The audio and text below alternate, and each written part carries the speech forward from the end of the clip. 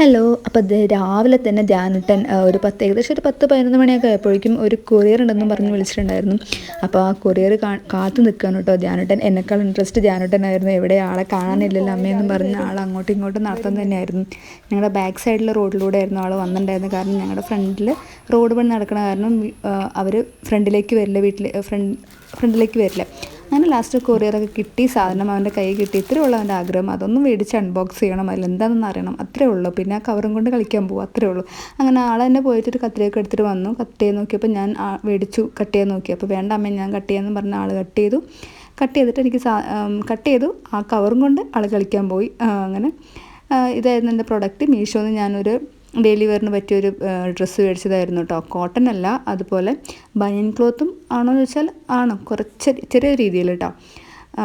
നമ്മുടെ ബിലോ 300 റുപ്പീസൊക്കെ ഉള്ളൂ മെറ്റീരിയൽ വരുന്നത്. അങ്ങനെ ഞാൻ ധ്യാനത്തിനോട് പറഞ്ഞു എനിക്ക് വീഡിയോ എടുത്ത് തരുമെന്നും പറഞ്ഞപ്പം ഓക്കെ എന്ന് പറഞ്ഞ ആൾ വീഡിയോ എടുത്തതാണ് കേട്ടോ ഇത്. ഓക്കെ, അപ്പോൾ ഇത്രയേ ഉള്ളൂ ഇന്നത്തെ വീഡിയോ.